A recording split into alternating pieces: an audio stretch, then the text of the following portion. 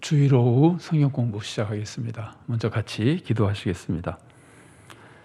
사랑하는 하나님, 은혜를 감사드립니다. 이 시간도 저희들이 주님 앞에 다시 나와 함께 말씀을 나누지는 못하지만 영상을 통해서 주님의 말씀을 함께 생각하고 듣고 배울 수 있게 하시니 감사드립니다. 또한 말씀을 들은 후에 저희들이 성도들과 함께 교제하고 토의하며 주님 말씀을 저희들의 삶에 좀 더 깊이 적용하며 말씀을 따라 사는 삶을 살아야 될 터였는데 여러 가지 어려운 상황 속에 그렇게 하지 못하고 있습니다.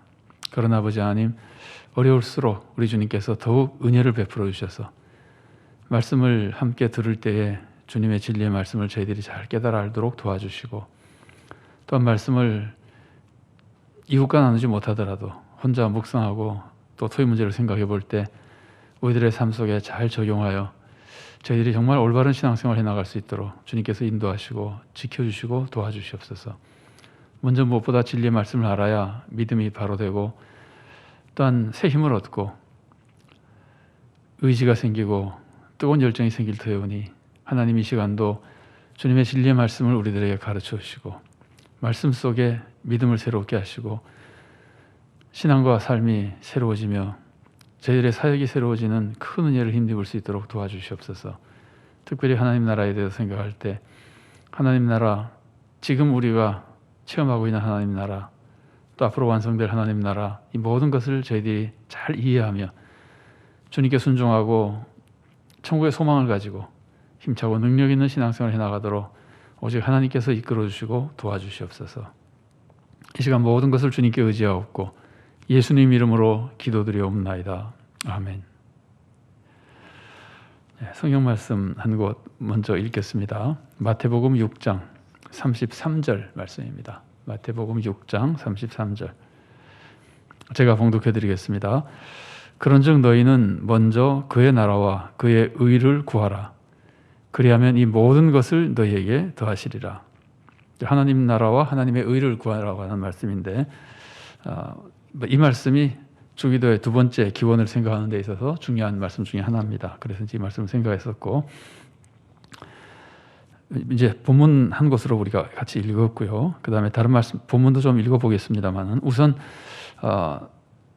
복습을 한 두 가지만 잠깐 나누겠습니다. 우리가 소리문답 제일 마지막 부분에 우리의 신앙생활에 유익을 주는 기도에 대해서 말씀을 나누면서 주기도에 대해서 제일 마지막으로 이제 기도가 무엇인지가 했지만 주기도에 대해서 배우고 있는데, 주기도를 배울 때 처음에는 주기도의 머릿말에 대해서 했죠. 하늘에 계신 우리 아버지여. 이 말씀은 하나님이 어떤 분인가를 우리들이 알려주는 말씀이라고 볼 수 있습니다. 간단하게 표현한다면. 그 다음에 첫 번째 간구로 나왔었죠. 하나님의 이름이 거룩히 여김을 받으시옵소서라는 말씀. 이것은 하나님의 이름, 하나님 자신, 하나님의 영광을 중심으로 하는 하나님 중심의 기도해야 되고, 또 그런 기도를 드리는 만큼 하나님 중심의 삶이어야 된다는 것을 우리들에게 알려줍니다. 우리가 기도를 드릴 때 나 중심의 기도가 아니라 하나님 중심의 기도해야 된다는 것, 그리고 하나님 중심의 삶을 살아야 된다는 것, 이런 것들을 우리들에게 가르쳐주는 기도의 모범입니다. 물론 그렇게 기도를 직접 드리기도 하고 그런 신앙생활을 배우기도 하고 하는 간구입니다. 자, 오늘은 두 번째 기원 혹은 두 번째 간구에 대해서 나누겠습니다. 소리문답 102번 문답입니다. 자, 제가 문제 답을 계속 읽어보겠습니다. 화면을 보시고 우리 성도님들도 같이 읽으시면 좋겠습니다. 문 102. 둘째 간구에서 우리가 기도하는 것이 무엇입니까? 답. 나라가 임하시오며 라는 둘째 간구에서 우리가 기도하는 것은 사단의 왕국이 파괴되는 것과 은혜의 왕국이 발전되어 우리들과 또 남들이 그리로 인도되어 그 안에 있게 되는 것과 영광의 왕국이 하루속히 임하는 것입니다. 크게 세 가지로 되어 있죠. 사탄의 왕국이 파멸되는 겁니다. 그리고 또 하나는 은혜의 왕국. 은혜의 왕국이라는 건 하나님의 나라인데 하나님의 나라를 은혜의 왕국으로 표현하고 있습니다. 아마 이렇게 표현한 것은 하나님 나라 중에서 현재적 하나님 나라와 미래적 하나님 나라를 구별해서 그런 것 같습니다. 은혜의 왕국은 현재적 하나님 나라라고 생각하는 것이 좀 좋을 것 같습니다. 그래서 현재적 하나님 나라가 이 땅에서 발전하고 우리와 남들, 우리도 그렇고 다른 사람들도 그렇고 그리로 인도되어 현재 임하신 하나님 나라에 인도되어 그 안에 있게 되는 것. 현재적 하나님 나라 안에서 살게 되는 거죠. 이게 은혜의 왕국 안에서 사는 겁니다. 이것을 기도하는 겁니다. 사탄의 왕국이 파괴되고 현재 있는 하나님 나라, 은혜의 왕국에 우리가 들어가서 거기서 살고 그 나라가 확장되고, 그리고 세 번째가 영광의 왕국. 이것은 미래적 하나님 나라. 이따 살펴보겠습니다만은 그 미래적 하나님 나라 영광의 왕국이 속히 임하게 해달라는 기도다. 사탄의 왕국이 파괴되고 지금 우리가 하나님 나라에 들어가서 현재적 하나님 나라에서 살고 하나님 나라도 확장되고, 그리고 종말에 하나님 나라가 완전히 이 땅에 임하셔서 이 땅에 완성되는 영광의 왕국이 속히 임하는 것, 이것을 간구하는 것이다 했는데, 역시 생각해 볼수록 굉장히 좋은 문답이고 좋은 설명이라고 생각이 됩니다. 자, 이것들을 가르쳐주는 성경이 많지만 성경 본문 몇 곳만 함께 읽어보겠습니다. 우선 시편 68편 1절과 2절 말씀입니다. 제가 봉독해드리겠습니다. 하나님이 일어나시니 원수들은 흩어지며 주를 미워하는 자들은 주 앞에서 도망하리이다. 연기가 불려가듯이 그들을 몰아내소서. 불 앞에서 미리 녹음같이 악인이 하나님 앞에서 망하게 하소서. 이제 사탄의 세력을 몰아내달라고 하는 말씀에 이제 포함된다고 볼 수 있습니다. 하나님의 백성을 괴롭히는 원수를 물리치라는 말씀이기도 하지만 더 넓게 보면은 하나님의 나라를 대적한다 그럴까? 그런 것, 사탄의 왕국이 파괴되는 것을 보여주는 말씀 중에 하나라고 볼 수 있고, 그 다음에 이제 우리가 하나님의 뜻대로 살며 하나님의 은혜 안에 가게 되는 것, 아까 읽은 마태복음 6장 33절 말씀이죠. 먼저 그의 나라와 그의 의를 구하라. 여기서 구하라, 이거는 장차올 하나님 나라를 구하는 것이라기보다 지금 하나님의 나라와 하나님의 의를 구하면서 그렇게 살라는 거죠. 그러면 우리 삶에 필요한 것들을 하나님께서 더해 주신다. 우리가 잘 아는 말씀입니다. 자, 그 다음에 요한계시록 22장 20절 말씀입니다. 이것들을 증언하시니가 이르시되 내가 진실로 속히 오리라 하시거늘 아멘 주 예수여 오시옵소서. 이건 재림에 관련된 거죠, 그죠? 영광의 왕국, 미래적 하나님 나라가 임하는 것을 이제 알려주는 말씀인데, 이런 모든 것들을 기원하는 것이 주기도의 두 번째 간구라고 볼 수 있습니다. 자, 이제 설명된 내용을 좀 보시면서 이 내용들을 조금 더 살펴보도록 하겠습니다. 자, 1번입니다. 하나님의 나라는 하나님의 통치입니다. 성경에서 나라라고 하는 단어는 영토적인 의미를 가질 수도 있으나 주로 통치를 우선적으로 의미합니다. 하나님의 나라 그러면은 직역하자면은 하나님의 통치, 이렇게 보는 것이 굉장히 자연스럽습니다. 성경에서 나라는 통치를 우선적으로 의미한다. 그러면 하나님의 나라는 뭡니까? 하나님의 통치입니다. 그래서 하나님의 나라는 우선적으로는 하나님의 통치를 의미하고, 하나님이 통치하시면 어떻게 될까요? 하나님이 통치하시면 악은 사라지고 주님의 평강과 축복이 임하고, 하나님이 통치하시고 보호하시니까 그래서 하나님의 축복이 완성됩니다. 하나님이 통치하시면은 하나님의 축복이 완성되고 진정한 행복의 상태, 평강의 상태, 이런 것이 이루어지거든요. 그래서 하나님의 나라는 일단 하나님의 통치를 의미하고, 그래서 하나님의 통치가 그것을 이루게 되기 때문에 하나님의 나라가 축복이 완성된 상태를 의미하기도 합니다. 기본적으로는 하나님의 통치고 그 통치로 인한 축복이 완성된 상태를 의미할 때도 있습니다. 하나님의 나라가. 자, 그럼 하나님의 나라가 임하는 건 뭘까요? 하나님의 나라가 임한다고 하는 것은 하나님의 통치가 임하는 거죠. 하나님의 통치가 이 땅에 임하는 겁니다. 하나님이 통치하시면 모든 것이 하나님을 따르고 섬기고 순종하고 이제 그래야 되는 거죠. 자, 이게 하나님의 나라가 임하는 것인데 약간 어려운 점이 있습니다. 어떤 점이 어려우냐면은 하나님 나라가 하나님의 통치고 하나님의 통치가 임해야 된다 그러면은 무엇이 조금 어색하냐면은 하나님이 지금은 통치 안 하는 데가 있습니까? 지금은 통치 안 하십니까? 그렇지 않잖아요. 지금도 하나님이 세상을 통치하고 계시잖아요. 그런데 통치가 또 와달라고 하는 건 좀 이상하잖아요. 그래서 이거는 우리가 조금 잘 이해할 필요가 있습니다. 왜 하나님이 지금도 통치하시는 게 맞는데 온 세상은 하나님이 다스리시잖아요. 그런데 왜 하나님의 통치가 오게 해달라고 그럴까? 이 말씀은 이 오게 해달라고 하는 하나님의 통치는요, 이 땅의 사람들이 자발적으로 하나님의 통치를 받아들이게 해달라는 기도입니다. 지금 하나님이 온 세상을 다스리십니다. 그러나 우리가 하나님이 다스리시는 지금 이 세상을 하나님의 나라라고 표현하지는 않습니다. 왜냐하면 하나님이 통치하시지만 하나님께 불순종하려고 하는 마음을 가진 사람들이 많이 있는 세상이기 때문에 그것을 하나님의 나라로 하지 않고 그 중에서도 하나님의 통치를 자원해서 받아들이는 사람, 그리고 정말 자기가 하나님을 섬기고 하나님께 순종하는 하나님의 백성으로 사는 사람, 그런 사람이 하나님의 나라에 들어와 있는 겁니다. 근데 그렇지 않은 사람은 하나님 나라에 들어와 있지 않다 그러는 겁니다. 그래서 하나님의 나라가 임하는 것은 하나님의 통치가 임하는 것인데 그냥 객관적으로 하나님이 다스리는 것이 그냥 임한다고 하는 것이 아니라 그건 이미 다스리고 계십니다. 우리가 하나님의 통치를 받아들이고 순종하는, 우리가 하나님의 백성답게 살아가는 그것이 임하게 해달라는 겁니다. 자발적으로 하나님의 통치를 받아들이는 것이 임하게 해달라는 겁니다. 하나님이 지금 세상을 다스리신다고 하는 우리가 너무나 잘 아는 말씀인데 온 세상을 하나님이 다스리십니다. 성경 한 곳만 읽어드리겠습니다. 다니엘서 4장 35절 말씀입니다. 땅의 모든 사람들을 없는 것 같이 여기시며 하늘의 군대에게든지 땅의 사람에게든지 그는 자기 뜻대로 행하시나니 그의 손을 금하든지 혹시 이르기를 내가 무엇을 하느냐고 할 자가 아무도 없도다. 하나님이 완전히 다스리고 계시는 게 맞습니다. 그럼에도 불구하고 하나님의 나라가 임하게 해달라고 하는 것은 하나님의 통치가 임하게 해달라는 건 아까 말씀드린 대로 그냥 객관적인 통치를 하고 있는 것이 아니라 한 사람 한 사람 내가 자원해서 그 통치에 들어가게 해달라는 거예요. 받아들이게 해달라는 거예요. 자, 그러면 이 세상에 하나님이 이 세상에 통치하고 계시는데 사탄이 통치하는 영역, 아까 사탄의 왕국이 파괴되기를 바란다 그랬잖아요. 그러면 사탄이 다스리는 영역이 있는 겁니까? 사탄이 통치하는 영역이 있는 겁니까?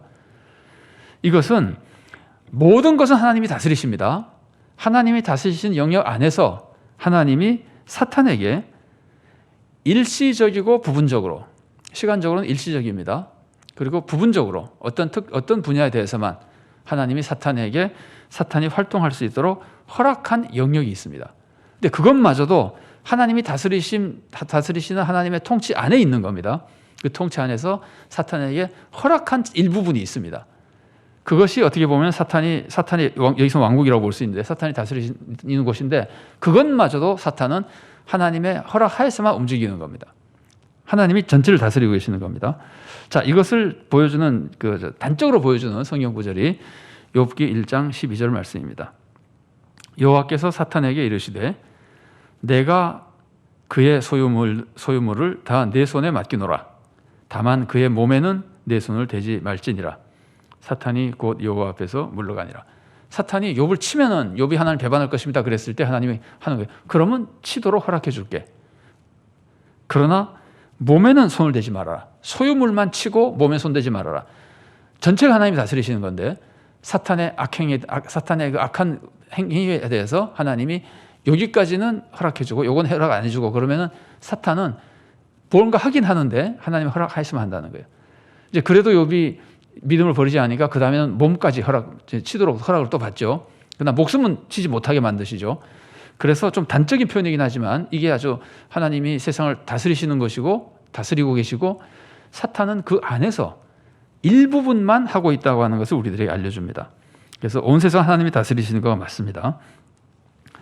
자, 그래서 두 번째 간구, 하나님의 나라가 임하기를 바란다고 하는 이 간구는 무엇을 의미하느냐 하면은 온 세상이 자원해서 하나님의 통치를 받아들이고 하나님을 섬기고 하나님께 예배하고 그리고 하나님께 순종하는 세상이 될 수 있도록 해달라는 거예요. 그렇게 우리 힘으로 못하니까 하나님이 그렇게 해달라는 기도를 하고 있는 겁니다.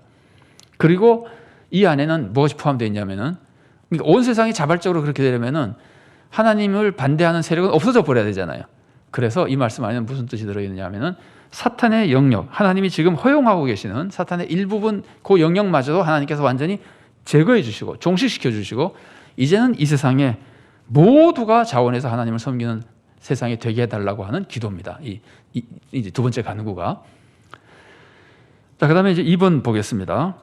하나님의 나라는 두 가지로 나누어서 생각해 볼 수 있습니다. 하나님의 통치, 하나님의 나라는 두 가지로 나누는데 아까 제가 처음에 조금 말씀드린 대로 현재적 하나님 나라와 미래적 하나님 나라입니다.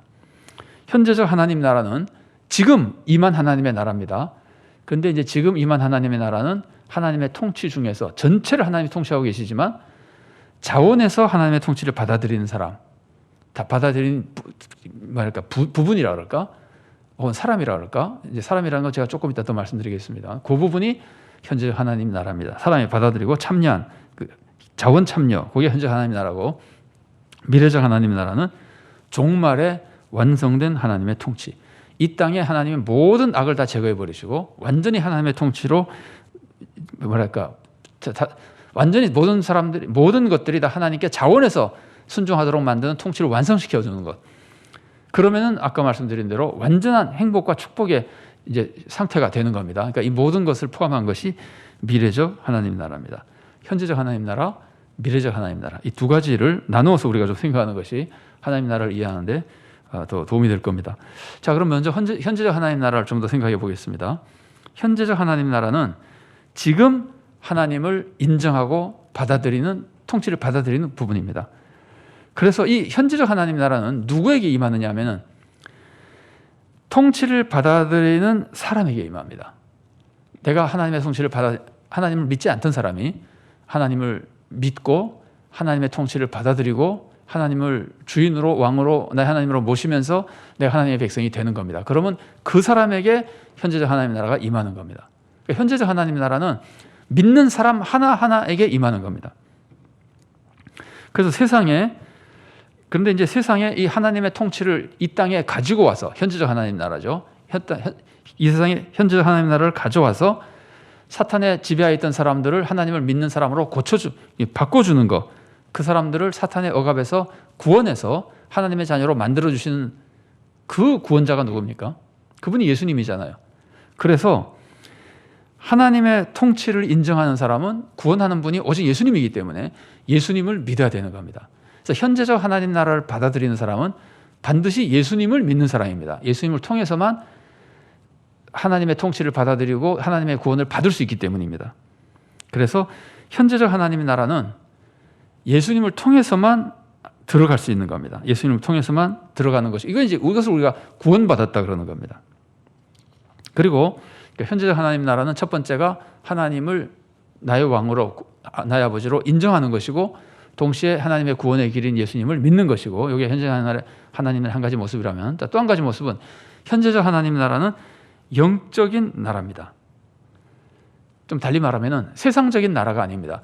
세상의 어떤 나라를 하나님 나라로 만들 수 있는 게 아닙니다. 하나님 나라는 그런 성격을 가지고 있지 않고 영적으로 예수님을 믿는 사람 하나하나에게 임하는 것이기 때문에 어떤 나라가, A라고 하는 나라, B라고 하는 나라, 이런 나라가 하나님 나라가 되는 게 아닙니다. 현재적 하나님 나라는 개인이 하나님 믿음으로써 하나님 나라가 임하게 되고, 그래서 하나님 나라는 현재적 하나님 나라는 영적인 나라고 세상적인 나라가 아닙니다. 그래서 이 땅에 아직 완성되지 않았습니다. 어느 곳에도 완성되지 않았습니다. 그래서 이제 현재 하나님 나라의 특징이 지금까지 말씀드리는 거 안에 들어있지만, 개인적으로 예수님을 믿고 개인적으로 하나님 나라가 임하고 개인적으로 하나님 나라에 들어가는 겁니다. 단체로 들어가는 거, 두 사람도 같이 들어가지 못합니다. 믿는 사람만 들어가는 겁니다. 두 사람이 같이 믿으면 같이 들어가지만 세트로 이루어지는 것이 아닙니다. 개인적인 신앙 결단만으로 들어가는 겁니다. 그래서 현재적 하나님 나라가 임하는 것은 믿는 사람 개인에게 임하는 것입니다. 그런데 이것은 단번에 이루어집니다. 믿는 사람에게 하나님 나라가 임하고 그가 하나님 나라의 백성이 되는 것은 믿자마자 그냥 이루어지는 겁니다. 즉시 이루어지는 겁니다. 그런데 이 하나님을 믿는 개인이라면은 하나님의 뜻에 순종할 거 아니에요. 그러면 이 순종의 행위는 단번에 이루어지는 것이 아니라 계속해서 시간이 흐르면서 계속해서 발전해 나갑니다.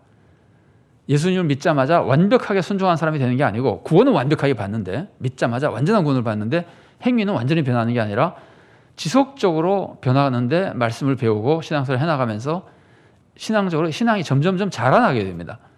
그래서 우리가 신앙도 자라고, 그러니까 삶이 점점 변하게 됩니다. 어떻게 변하겠습니까? 하나님의 뜻에 맞는 삶으로 바뀌겠죠. 이것을 우리가 성화라 그러는 겁니다. 점점 거룩한 사람으로 바뀐다. 점점 삶이 거룩해진다. 그래서 성화라 그러는 겁니다.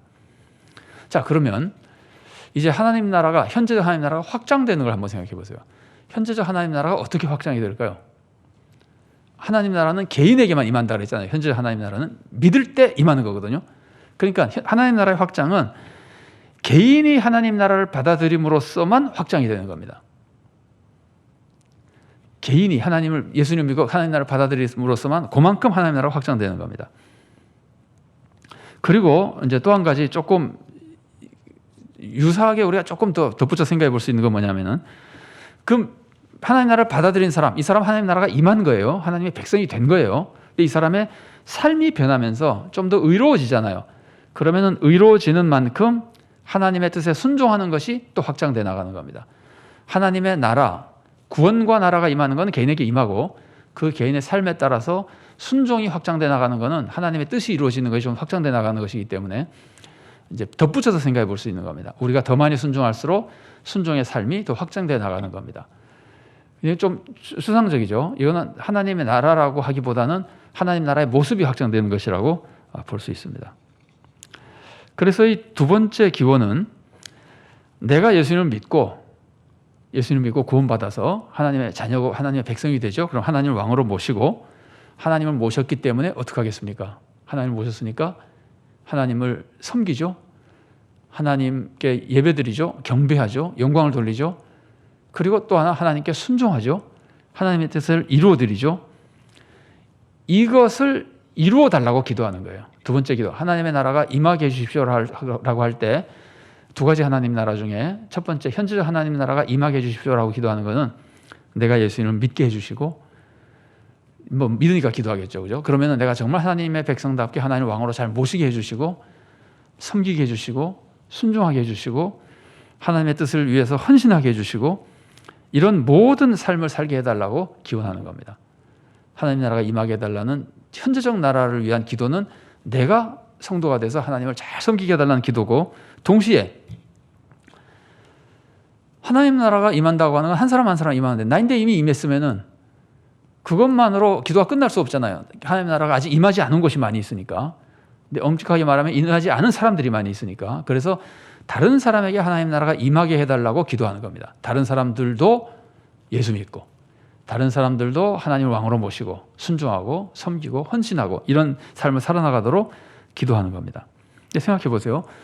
나에게 하나님 나라가 임해서 내가 점점 더 하나님께 더 순종한 사람이 되려면은 나 자신의 신앙생활을 위해서 기도하는 거죠.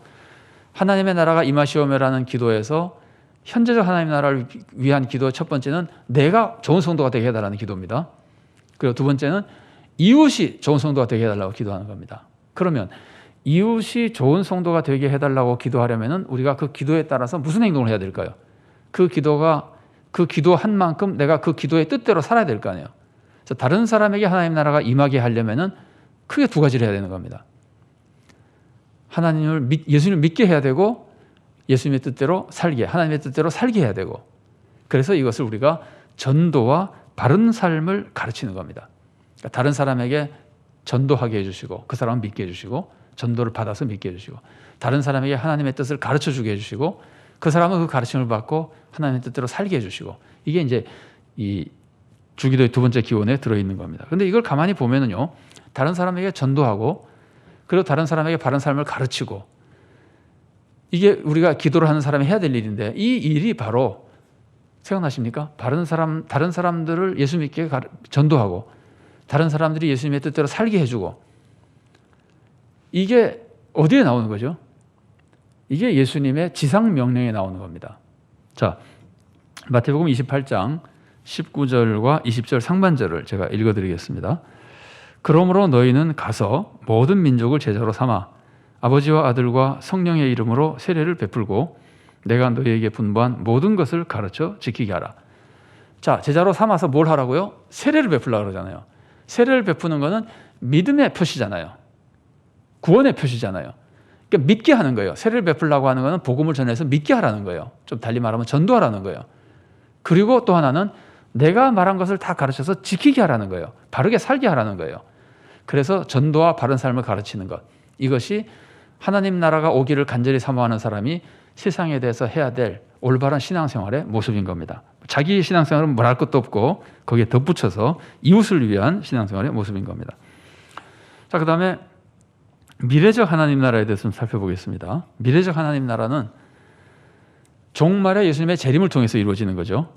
그래서 미래적 하나님 나라를 사모하는 것은 종말에 예수님이 오셔가지고 악을 다 심판해버리고 악은 다 제거해버리고 하나님의 통치가 이 땅에 완전히 완성되도록 해달라는 겁니다. 물론 하나님의 나라가 우리가 말하는 미래적 하나님의 나라, 혹은 종말론적인 하나님의 나라가 영역적으로 말하자면은 하늘에서는 이미 이루어진 겁니다. 그래서 하늘에서와 같이 땅에서도 이루어지게 하소서 이런 말씀이잖아요. 그러니까 하늘에서 이루어졌는데 이거는 이 하늘은 공중을 말하는 건 물론 아니고 하나님이 다스리시는 또 다른 차원의 영역, 영광스러운 그곳은 이미 이루어졌고 그것이 이 땅에 임해서 이 땅에도 이제는 그 완전한 하나님의 통치가 이루어진 그것, 악을 다 없애버린 그것이 이 땅에도 임하게 해달라는 거예요.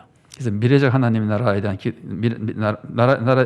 미래적 하나님 나라가 임하게 해달라는 기도는 예수님의 재림을 통한 하나님의 구원의 완성이 이 땅에 이루어지게 해달라는 겁니다.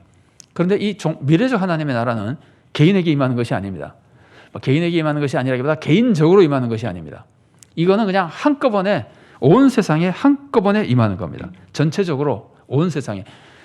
그러니까 종말론적인 그 미래적 하나님 나라가 임할 때는 거기에 뭐 해당되고 빠지고 이런 사람은 없습니다.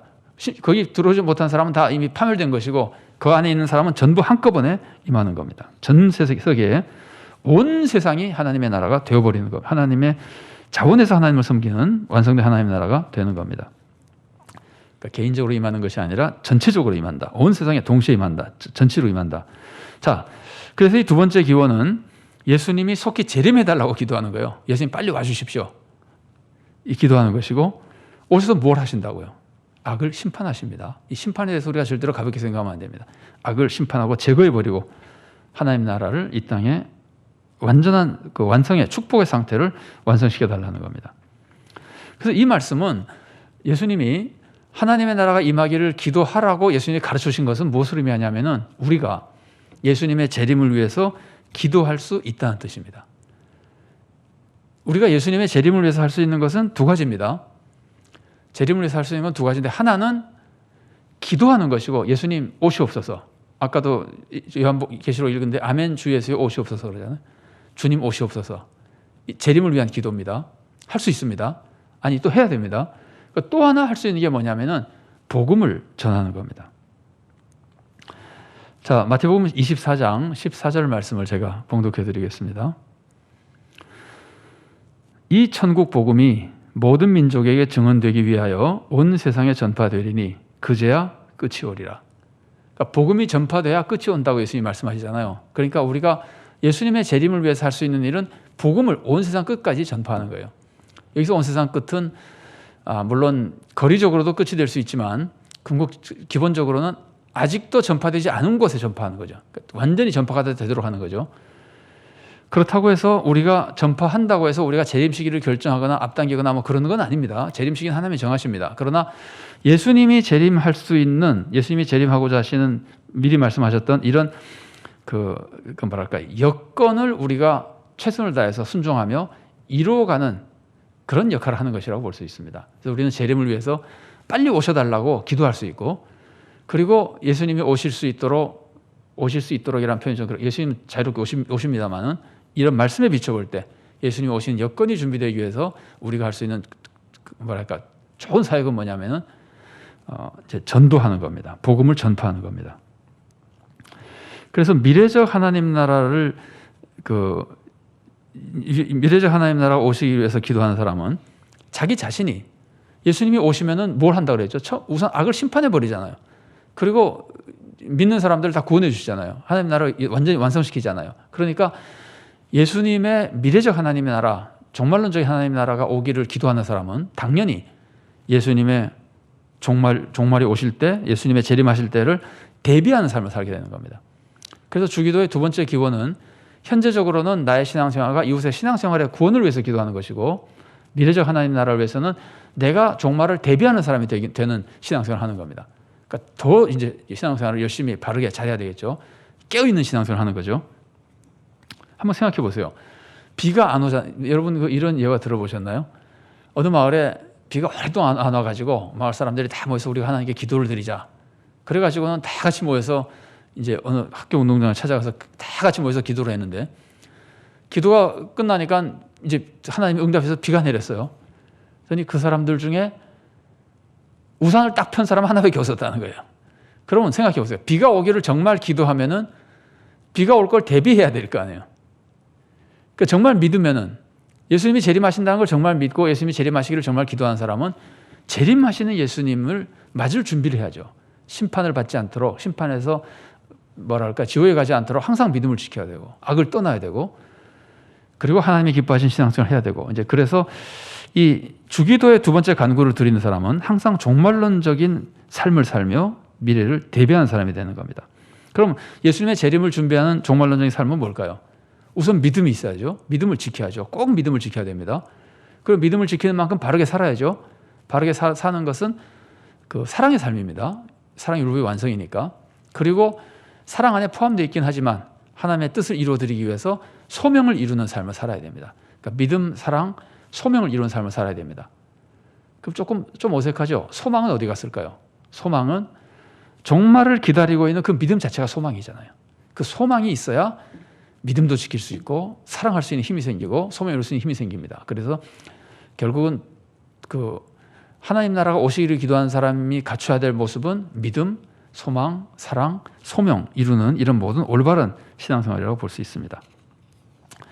그리고 이제 조금 우리가 흔히 잘 알고 있는 말씀이지만 표현을 좀 강력하게 표현하고, 이것이 지금 세상 사람들에게 지금만이 아니지만 특히 최근에는 조금 알고 싶어 하기도 하고 일부 좀 다른 의견을 얘기하는 분들도 있고 한 부분이라 그 부분 한 것만 더 살펴보겠습니다. 5번입니다. 아까 현재적 나라, 미래적 하나님 나라, 현재적 하나님 나라, 미래적 하나님 나라를 제가 말씀드렸는데, 미래적 하나님 나라는 현재적 하나님 나라에 들어간 사람만 미래적 하나님 나라에 들어갑니다. 현재적 하나님 나라에 하나님 나라의 백성이 이미 된 사람, 지금 이 세상에서 하나님의 자녀가 된 사람, 그 사람만 미래적 하나님 나라에 들어가고, 달리 말하면 천국의 영생을 누릴 수 있게 됩니다. 이게 우리가 가지고 있는 굉장히 중요한 신앙 고백입니다. 그래서 예수를 믿는 사람은 현재 하나님의 나라에 들어가 있으니까, 이미 하나님의 백성이 됐으니까 항상 아까 말씀드린 대로 믿음, 소망, 사랑의 삶을 살며 또 소명의 삶을 살며, 그리고 이제 완성되기를 사모하는 마음으로 기도하며 전도하며 살아가는 겁니다. 근데 이를 위해서 굉장히 중요한 것은, 현재적 하나님 나라에 들어가는 것은 개인적으로 들어간다 그랬잖아요. 이거는 나의 믿음으로 들어가는 거거든요. 그래서 내가 믿음의 결단을 하는 것이 굉장히 중요합니다. 나의 믿음의 결단으로 현재 하나님의 나라에 들어가고 그 사람들만 미래적 하나님 나라에 들어갑니다. 이게 우리가 기독교 신앙에서 가장 기본적으로 가지고 있는 신앙의 근본 내용입니다. 그런데 이제 무슨 어려움이 있느냐 하면은, 항상 많은 사람들이 염려하고 걱정하고 또 자기 선조들도 있고 친구도 있고 하니까 다 걱정하는 것이, 그러면 이 세상에서 믿지 않고 죽은 사람은 어떻게 되느냐? 늘 이게 이제 질문거리죠. 그죠? 아니, 지금 믿고 하나님 나라에 들어간 사람만, 현재적 하나님 나라에 들어간 사람만 미래적 하나님 나라에 들어간다면은, 그러면 지금 이 세상에서 믿지 않는 사람은 하나님 나라에 들어가지 못한 사람이니까 천국에 못 들어간다는 거잖아요. 이게 우리가 가지고 있는 기본 교리거든요. 그런데 그렇게 생각하면 너무 이제 머리가 아프다는 말이에요. 너무 안타깝다는 말이에요. 받아들이기가 어렵다는 말이에요. 그래서 우리나라에 복음 들어온 지도 얼마 안 되는데 우리 선조들 고조 할아버지 그럼 어떻게 되냐? 아니, 우리 아버지도 믿지 않으셨는데 어떻게 되냐? 그러고 이제 우리가 흔히 하는 말처럼, 그럼 옛날 우리나라 선조들 중에서 훌륭한 사람들은 다 구원 못 받냐? 이런 질문이 나오거든요. 그래서 이 질문에 대해서 최근에도 제가 몇 번의 강의를 좀 보기도 하고 그랬었는데, 이게 굉장히 쉽지 않은 문제입니다. 그래서 이 문제에 대해서 짧게 논란이 되고 있는 말씀을 제가 약간만 소개를 해드리고 정리하도록 하겠습니다. 우선 기억해야 될 거는요, 그러면 믿지 않고 죽은 사람은 어떻게 되느냐? 기본은 믿지 않고 죽은 사람은 천국에 못 갑니다. 그게 맞습니다. 그런데 이제 우리가 구체적으로 그러면 옛날 이순신 장군 이런 사람 어떻게 되냐, 이제 이런 질문을 하게 되면은, 제가 생각할 때 기본적으로 우리들에게 중요한 자세는요, 다른 사람 걱정하지 말고 내가 결단하냐가 제일 중요하다는 자세로 일단 그 문제를 접근하는 것이 일단 기본적으로 중요한 것 같고, 내가 복음을 듣고 믿지 않는데 내가 변명하고 이럴 수는 없다는 거예요. 복음을 그래서 그 유명한 신학자가 그런 말을 했습니다. 복음을 듣는 것은 그 사람 일생의 위기에 처하는 것이다. 왜냐하면 복음을 듣는 순간 천국과 지옥이 내 앞에 놓이게 되는 거예요. 받아들이면 천국이고 거부하면 지옥이거든요. 그래서 복음을 듣는 것은 이제 그런 것이고, 그래서 우리들이 먼저 알아야 될 것은 내가 복음을 듣고 결단하느냐 안 하느냐, 그래서 내가 구원을 받냐 못 받냐에 우선 집중하는 것이 기본적으로 제일 좋은 자세인 것 같고, 다른 사람이 어떤 거냐고 따지고 논쟁하고 이러는 것은 그렇게 중요한 것은 개인적인 신앙생활에 있어서, 우리 한 사람 한 사람 신앙생활에 있어서 그렇게 중요한 것은 아니라고 하는 것. 그러나 그렇다고 해도 그에 대한 하나님의 뜻은 다 알고 싶을 거 아니에요.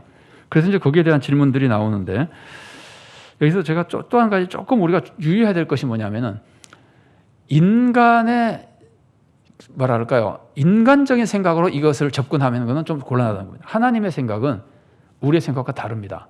하늘이 땅보다 높은 같이 내 뜻은 하나님의 뜻은 우리보다 높고 하나님의 길은 우리보다 높다 그러잖아요. 그래서 우리가 생각할 때 하나님이 그럴 수가 있어, 말도 안 돼, 이러는 거는 우리 생각이고, 하나님의 생각은 우리가 다르다고 하는 걸 꼭 전제하고 있어야 됩니다. 그래서 인간적인 가치관에 있어서 말이 되는 것, 그런 것을 답으로 찾으려 그러면은 성경을 오해할 위험이 있습니다. 그래서 이런 것들을 좀 주의하고, 그 다음에 이 문제에 대해서 조금만 제가 소개를 해드린다면은, 우선 믿지 않고 복음을 전혀 들을 기회도 없었던 사람들, 아니면 복음을 들어도 이해 전혀 할 수 없었던 아주 어린아기나 무슨 정신적인 문제가 있는 사람이나 이런 사람들에 대한 그 사람 책임의 문제, 이런 것들이 자꾸 제기가 될 때 하는 말씀이 이제 이런 말씀입니다. 그 사람들은 별도로 구원을 받을 수 있을 것이다, 뭐 이런 얘기들을 하고 그러는데, 자, 그에 대한 가장 사람들이 많이 인용하는 성경 구절이 한 곳이 있어서 제가 그 자료집에 19절만 적어놨는데요, 20절까지 같이 읽는 게 더 좋을 것 같아요. 그래서 베드로전서 3장 19절과 20절 말씀을 제가 먼저 봉독해드리고 이 부분을 조금만 안내를 해드리겠습니다. 그가 또한 영으로 가서 옥에 있는 영들에게 선포하시니라. 그들은 전에 노아의 날 방주를 준비할 동안 하나님이 오래 참고 기다리실 때에 복종하지 아니하던 자들이라. 방주에서 물로 말미암아 구원을 얻은 자가 몇 명뿐이니 겨우 8명이라. 그래서 이 말씀은 이런 뜻이거든요. 예수님이 죽으신 후에 영으로, 죽으신 그 3일 기간 영으로 옥에 가서, 그러니까 지옥에 가서 그곳에서 선포하셨다. 근데 그 사람들은 노아의 방주 때 구원받지 못한 사람들이다, 이제 이런 뜻이거든요.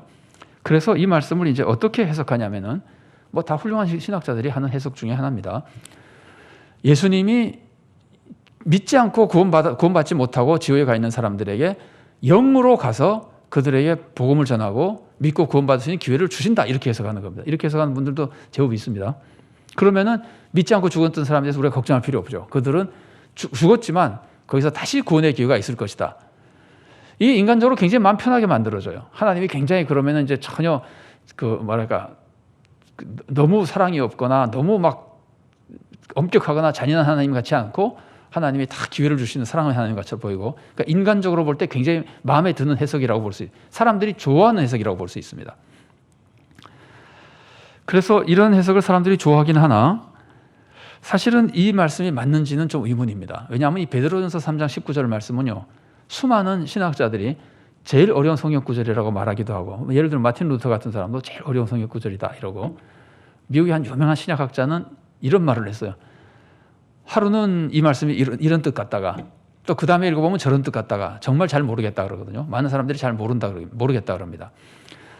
그래서 한 가지는 잘 모르기 때문에 예수를 믿지 않고 예수 믿을 기회가 전혀 없었다가 죽은 사람에 대해서 하나님이 절대적으로 지옥에 보낸다라고 말하는 것이 약간 조심스러운 면이 있습니다. 이런 부분 때문에.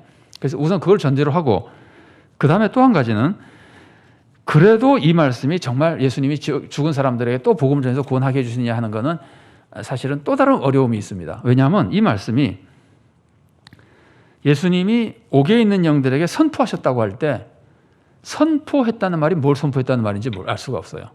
그래서 사실은 해석상에 복음을 선포했다는 해석하는 분도 있지만 심판을 선포했다고 해석하시는 분도 있어요. 그래서 이거는 지금 성경 해석만으로 따지면 아무도 자신이 없습니다.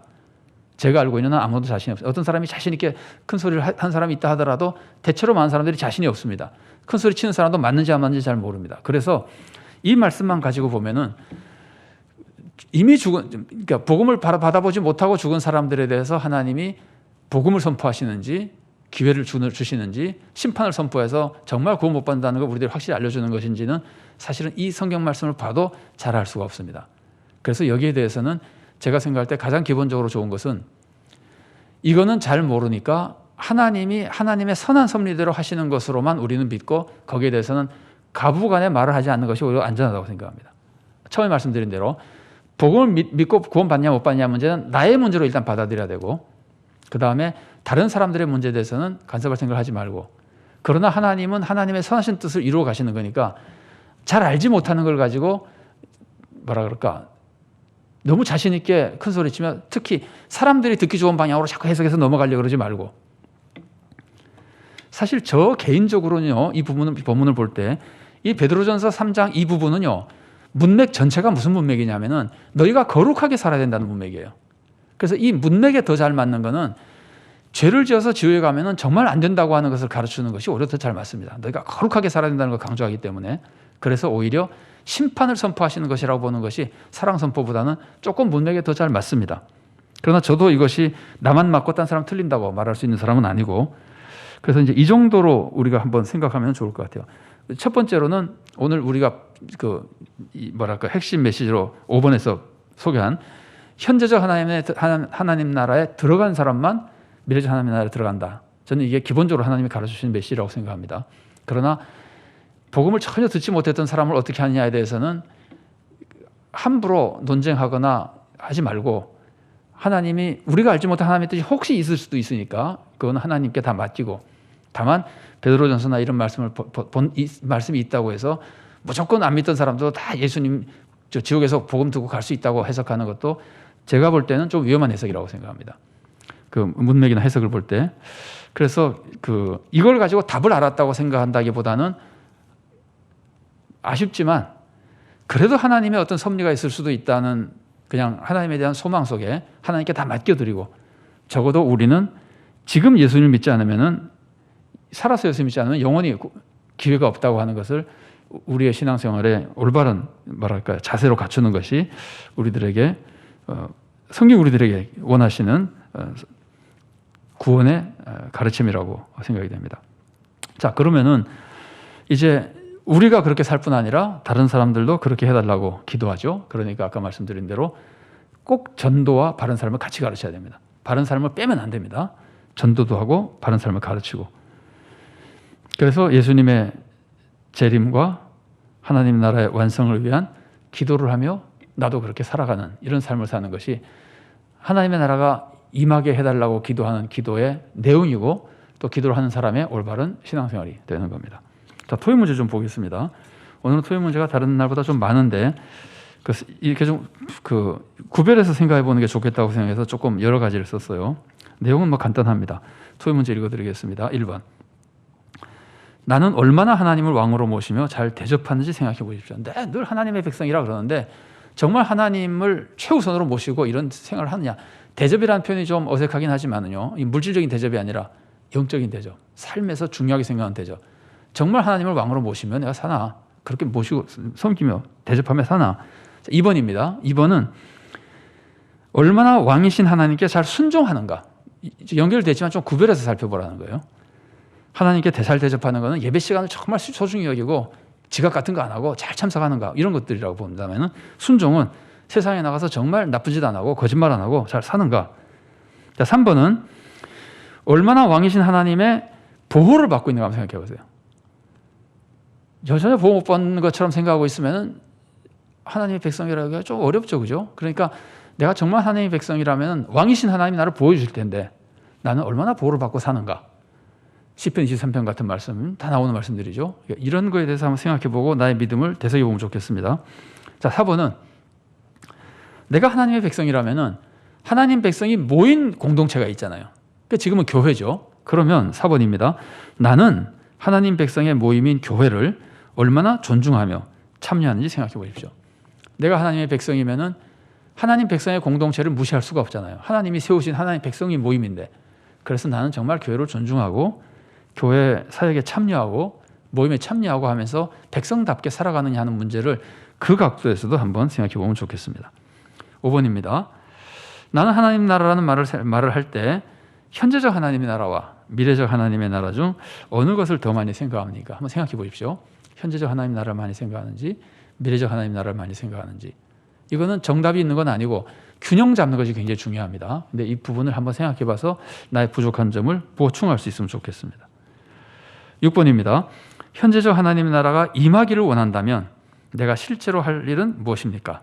구체적으로 세 가지를 말씀해 주십시오. 현재적 하나님의 나라가 임하기를 바란다면 내가 믿어야죠. 근데 내가 이미 믿고 있다면 어떻게 해야 임하는 거죠? 한 사람 한 사람 믿을 때 임하잖아요. 그래서 무엇을 내가 구체적으로 해야 될지, 또 그 사람들이 하나님의 뜻대로 살면은 하나님 나라의 상황이, 하나님 나라의 모습이 확장될 수 있잖아요. 그러니까 어떻게 해야 될지 그런 것들을 구체적으로 한번 생각해 보시면 좋겠습니다. 7번입니다. 1년 후에 미래적 하나님 나라가 임한다면, 1년 후에 예수님이 재림하신다면 나는 그 1년 동안 무엇을 하겠습니까? 가장 중요한 것 세 가지를 말씀해 주십시오.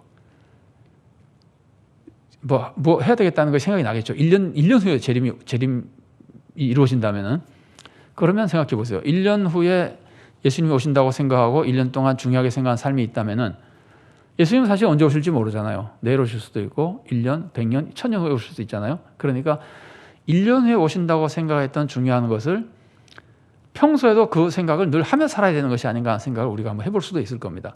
구체적으로 생각해 보시고 신앙생활에 잘 적용해서 신앙생활에 유익이 되면 좋겠습니다.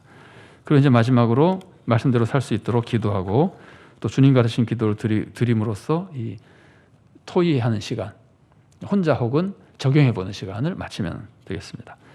자, 같이 기도하시고 축도로 오후 성경 공부 마치겠습니다. 사랑의 하나님 감사합니다. 이 시간도 주님의 말씀을 저희들이 함께 나눴습니다. 우리가 주일 오후 성경 공부를 교회에 모여서 함께 말씀을 듣고 함께 토의하며 아버지 하나님 그런 시간을 오랫동안 가졌었는데 지금은 모이지 못하여 주일 오후 성경 공부는 늘 이렇게 영상으로만 나눕니다. 토의도 제대로 하지 못합니다. 그러면서 우리가 오후 성경 공부에 잘 참여하지 못할 때도 많이 있습니다.